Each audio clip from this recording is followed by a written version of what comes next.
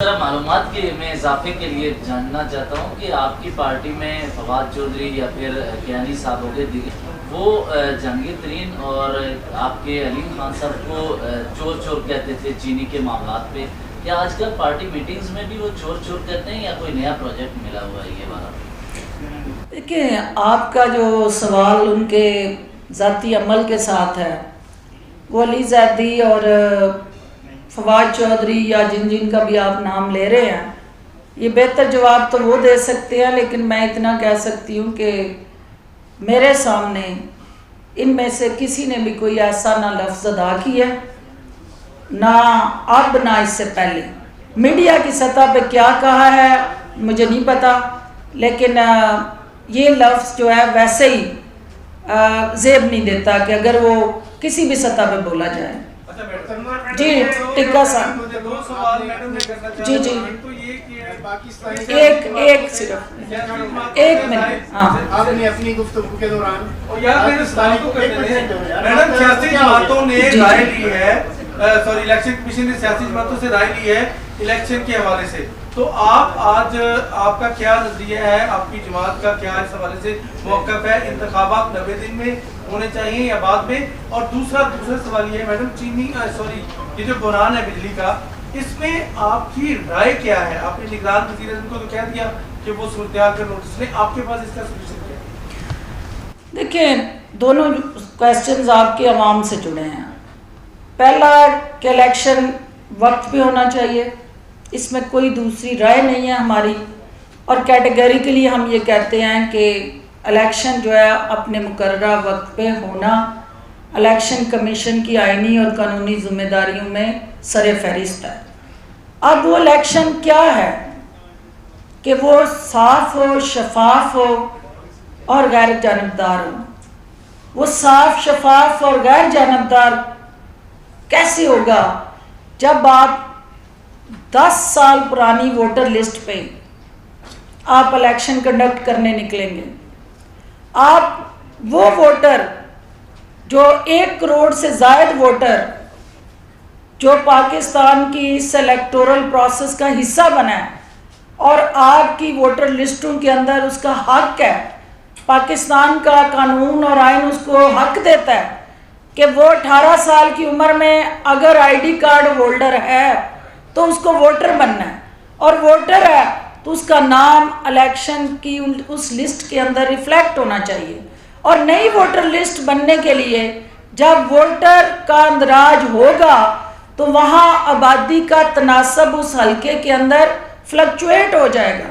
وہاں پھر آپ کو اس ووٹر لسٹ کے مطابق نئی حلقہ بندی چاہیے ہوگی. وہاں نئی آبادیاں جہاں ووٹر بڑھا ہے یا جہاں کم ہوا ہے اس کی ری الائنمنٹ چاہیے. ری الائنمنٹ کے بغیر وہ صاف شفاف الیکشن نہیں ہو سکتا. ہمارا یہ موقف ہے کہ ہمیں شفاف الیکشن چاہیے، آزاد الیکشن چاہیے اور ہر طرح سے غیر جانبدار الیکشن چاہیے. اور اس کے لیے الیکشن کمیشن جو ہے وہ اپنی آئینی ذمہ داریاں پوری کرے. چند ماہ آگے پیچھے ہونے سے کوئی فرق نہیں پڑتا، بجائے اس کے کہ اس الیکشن پہ انگلیاں اٹھیں، بجائے اس کے کہ اس کے نتائج جو ہیں وہ ابہام پیدا کریں، اور بجائے اس کے کہ قوم جو ہے پھر نئے سرے سے ایک نئے مسئلے کا شکار ہو. دوسری بات آپ نے کہی کہ سلوشن کیا ہے. دیکھیں، یہاں بہت سارے نعرے لگے، وعدے ہوئے. الیکشن کمیشن کے اندر آپ کی 150 سے زائد پارٹیاں جو رجسٹرڈ ہیں، جنہوں نے بڑے دل فریب جو مینیفیسٹوز ہیں منشور ہیں اپنے، وہ سبمٹ کیے ہوئے ہیں. لیکن ہم نے ایز اے جماعت استحکام پاکستان پارٹی نے جو مینیفیسٹو دیا، ہم نے کہا جی کہ جو سب سے بڑا درد ساری عوام کا ہے وہ بجلی ہے، اور اس بجلی کے لیے 300 یونٹ تک ہم فری جو ہے وہ بجلی فراہم کریں گے. کیسے کریں گے؟ اس کے آلٹرنیٹو پلان جو ہیں ہم نے ساتھ لگائے ہیں. اور یہ کہنا کہ ہم یہ کریں گے لیکن کیسے کریں گے، یہ وہ سوال ہے جس کا جواب جو ہے وہ پاکستان میں آج تک نہیں ملا.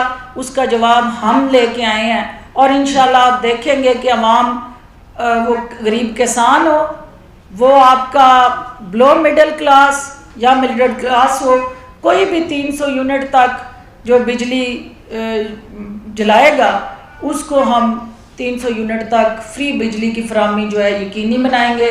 اور یہی طریقے جو ہماری انصاف تھی جس کا ہم حصہ بنے تھے کہ پبلک کو ریلیف دینا ہے، لیکن وہاں خاندان اور ذاتیات ریلیف لے کے چلی گئیں، لیکن عوام جو ہیں وہ آج بھی اس ریلیف کے لیے ترس رہے ہیں.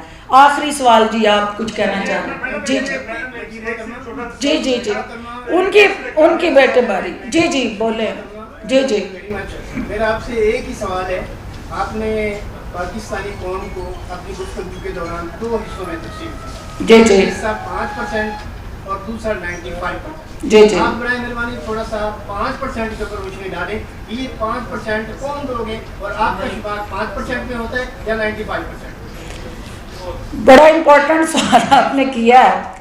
پہلی بات تو یہ ہے کہ جو 95% ہے اس کی اکثریت ساری ادھر بیٹھی ہوئی ہے. اس میں سے 5% والا کوئی اس کمرے میں اس پریس کلب میں آتا ہی نہیں ہے. وہ بڑے بڑے اور 5 اسٹار ہوٹلز میں بیٹھ کے آپ سے مخاطب ہوتے ہیں جہاں اے سی کی کولنگ فریزنگ میں ہوتی ہے.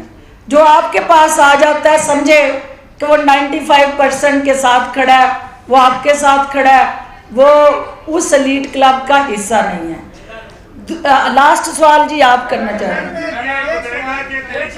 جی جی جب سے وجود میں آئی ہے وہاں ماشاءاللہ بڑے لیڈران اس میں موجود ہیں. ابھی تک گراؤنڈ پہ ان کی طرف سے کوئی جس طرح بلوں کے حوالے سے ایشو ہے، مہنگائی کے ایشو ہے، یہ کب سامنے آئیں گے؟ مطلب کیونکہ پریس کانفرنس ہو گئی، ہم دیکھ رہے ہیں کہ صرف قیدی نمبر 804 پہ ذرا فوکس ہوتا ہے طریقے استحکام کا، عوامی ایشوز پر شاید اس طرح نہیں ہے. دیکھیں جس نے عوام میں جانا ہے اس کو عوام کے ایشوز کو فوکس کرنا ہے. اور یہ ہو نہیں سکتا کہ آپ الیکشن کے لیے کمر بستہ ہوں، آپ حلقے کی سیاست کرنا چاہیں یا حلقے سے ووٹ لینے کے لیے نکلیں تو آپ عوامی ایشوز کو فوکس نہ کریں. ہماری سینٹرل ایگزیکٹو کمیٹی کی میٹنگ میں یہ بڑے بھرپور طریقے سے کمٹمنٹ کی گئی ہے اور جہانگیر ترین صاحب اور علیم خان صاحب کی قیادت میں یہ فیصلہ کیا گیا ہے کہ ہم نے عوام کے ساتھ کھڑا ہونا. ہم نے کسی صورت بھی عوام کو اس یرغمالی ٹولے کے ساتھ مزید ان کے ہاتھوں رسوا نہیں ہونے دینا. اور جن کو پتہ ہے کہ عوام جو ہے اس وقت کیا چاہ رہے ہیں یا عوام اس وقت کن حالات میں ہے تو وہ کیسے ان سے دور رہ سکتے ہیں. ہم آپ کو ہر عوامی ایشو میں عوام کے ساتھ کھڑے نظر آئیں گے انشاءاللہ. Thank you G.